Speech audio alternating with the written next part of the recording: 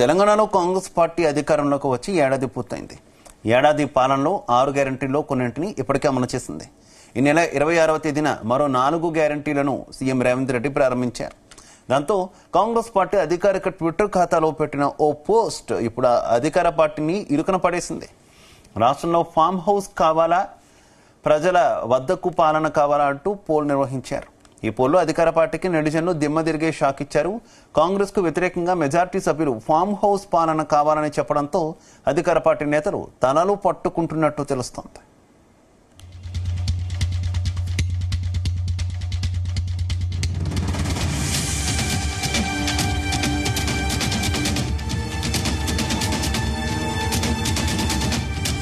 ఇదే విషయానికి సంబంధించి మరింత సమాచారం మా కరెస్పాండెంట్ శ్రీచరణ్ అందిస్తారు. శ్రీచరణ్,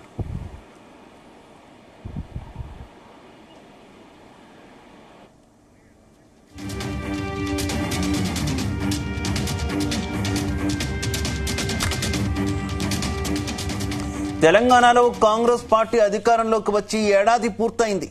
ఏడాది పాలనలో 6 గ్యారంటీల్లో కొన్నింటిని ఇప్పటికే అమలు చేసింది. ఈ నెల 26వ తేదీన మరో 4 గ్యారంటీలను సీఎం రేవంత్ రెడ్డి ప్రారంభించారు. దాంతో కాంగ్రెస్ పార్టీ అధికారిక ట్విట్టర్ ఖాతాలో పెట్టిన ఓ పోస్ట్ ఇప్పుడు ఆ పార్టీని ఇరుకున పడేసింది. ఇదే విషయానికి సంబంధించి మరింత సమాచారం మా కరెస్పాండెంట్ శ్రీచరణ్ అందిస్తారు. శ్రీచరణ్, శివ, ఇప్పుడు ప్రస్తుతం అంతా సోషల్ మీడియా యుగం నడుస్తోంది. పార్టీలు ఇర్రెస్పెక్టివ్ ఆఫ్ పొలిటికల్ పార్టీసే కాకుండా ఏదైనా ప్రమోషన్లు కానీ, ఏదైనా బిజినెస్ కానీ, ఏదైనా కూడా సోషల్ మీడియా వేదికగానే ప్రపంచవ్యాప్తంగా కూడా బిజినెస్ తో పాటు పాలిటిక్స్ కూడా నడుస్తున్నవి సోషల్ మీడియానే. మొన్న 2023లో జరిగిన అసెంబ్లీ ఎన్నికల్లో కూడా కాంగ్రెస్ విజయం సాధించిందంటే ముఖ్యమంత్రి రేవంత్ రెడ్డి చరిష్మాతోని, అలాగే కాంగ్రెస్ కున్న సోషల్ మీడియాతోనే కాంగ్రెస్ అధికారంలోకి వచ్చిందని చెప్పుకోవచ్చు మనము. అయితే తాజాగా ఈ సోషల్ మీడియా అనేది ఏంటంటే ధీటుగా ఇటు బీఆర్ఎస్, బీజేపీ అలాగే కాంగ్రెస్ పార్టీ 3 పార్టీలు కూడా సోషల్ మీడియాలో తమకున్న సోషల్ మీడియాని వాడుకొని ఎప్పటికప్పుడు కూడా ఇటు ప్రతిపక్షాలుగా ఉన్న బీజేపీ, బీఆర్ఎస్ అయితే ఎప్పటికప్పుడు 6 గ్యారంటీల గురించి అలాగే అక్కడక్కడ జరుగుతున్న ఘటనల్ని కూడా ఎప్పటికప్పుడు సోషల్ మీడియాలో అప్డేట్ చేస్తూ కూడా ప్రభుత్వాన్ని ఇరుకాటున కూడా చేస్తున్నాయి. అయితే ఇప్పుడు చర్చ అంతా ఏం నడుస్తుందంటే తెలంగాణలో కాంగ్రెస్ పార్టీ సెల్ఫ్ గోల్ వేసుకుందా అనేది కూడా ఒక చర్చ నడుస్తోంది. ఏడాది పాలనపై పోల్ నిర్వహించి ప్రస్తుతం పార్టీ కాస్త పరేషాన్లో పడిందా అనేది కూడా ఒక చర్చనీయాంశంగా మారింది. ఈ పోల్ పైన పార్టీ హైకమాండ్ కూడా సీరియస్ అయ్యిందా అనే వాదనలు కూడా వినిపిస్తున్నాయి. ఏడాది పాలనపై అప్పుడు ఎందుకు పోల్ పెట్టారని నేతలకు క్లాస్ తీసుకుందా అనే ఒక క్వశ్చన్ మార్క్ తోని కూడా ఒక క్వశ్చన్ అరైజ్ అవుతుంది. అయితే ఇదే అవకాశాన్ని బీఆర్ఎస్ పార్టీ చక్కగా వాడుకుంటుంది అనేది కూడా మరోవైపు చర్చ నడుస్తోంది. ఎందుకంటే కాంగ్రెస్ పార్టీ తెలంగాణలో అధికారంలోకి వచ్చి దాదాపు ఏడాది పూర్తయింది. ఏడాది పాలనలో 6 గ్యారంటీలు కొన్నింటిని ఇప్పటికే అమలు చేసింది. ఈ నెల 26వ తేదీన మరో 4 గ్యారంటీలను సీఎం రేవంత్ రెడ్డి ప్రారంభించారు. దాంతో కాంగ్రెస్ పార్టీ అధికారిక ట్విట్టర్ ఖాతాలో పెట్టిన ఓ పోస్ట్ ఇప్పుడు అధికారిక పార్టీని ఇరుకున పడేసిందని చెప్పుకోవాలి. రాష్ట్రంలో ఫామ్ హౌస్ పాలన కావాలా, ప్రజల వద్దకు పాలన కావాలా అంటూ పోల్ నిర్వహించారు. ఈ పోల్లో అధికారిక పార్టీకి నెటిజన్లు దిమ్మ తిరిగే షాక్ ఇచ్చారని చెప్పుకోవాలి. కాంగ్రెస్ కు వ్యతిరేకంగా మెజారిటీ సభ్యులు ఫామ్ హౌస్ పాలన కావాలని చెప్పడంతో అధికారిక పార్టీ నేతలు తలలు పట్టుకున్నట్టు కూడా ప్రస్తుతం చర్చ నడుస్తోంది. అయితే ఆ కాంగ్రెస్ ట్విట్టర్ పోస్ట్ పై హుజురాబాద్ ఎమ్మెల్యే పాడి కౌశిక్ రెడ్డి సెటైర్లు వేశారు. రేవంత్ రెడ్డి ఏడాది పాలనపై ప్రజలు కాంగ్రెస్ చెంప చెళ్లు మనిపించారని మండిపడ్డారు. నెటిజన్ల ఓటింగ్ తో రేవంత్ రెడ్డి దిమ్మ తిరిగిపోతుందని గుర్తు చేశారు. ఈ ఏడాది పాలనలో సీఎం రేవంత్ రెడ్డి పనితీరును కొండను తవ్వి ఎలుకను పట్టినట్టు ఉందని ఆయన మెన్షన్ చేశారు. అటు కేసీఆర్ పాలనలో 1,52,00,000 ఎకరాలకు రైతు బంధు ఇస్తే రేవంత్ రెడ్డి 1,50,00,000 ఎకరాలకే రైతు భరోసా ఇస్తున్నారని కూడా ఆరోపించారు పాడి కౌశిక్ రెడ్డి. మరోవైపు బీఆర్ఎస్ నేతలకు కాంగ్రెస్ కౌంటర్ ఇచ్చే ప్రయత్నం చేశారు. బీఆర్ఎస్ నేతలకు కాంగ్రెస్ కౌంటర్ ఇచ్చే ప్రయత్నం కూడా చేసింది. టీపీసీసీ పోల్ రిజల్ట్ ను బీఆర్ఎస్ సోషల్ మీడియా పబ్లిసిటీ చేయడం సంతోషంగా ఉందని ఎద్దేవా చేశారు.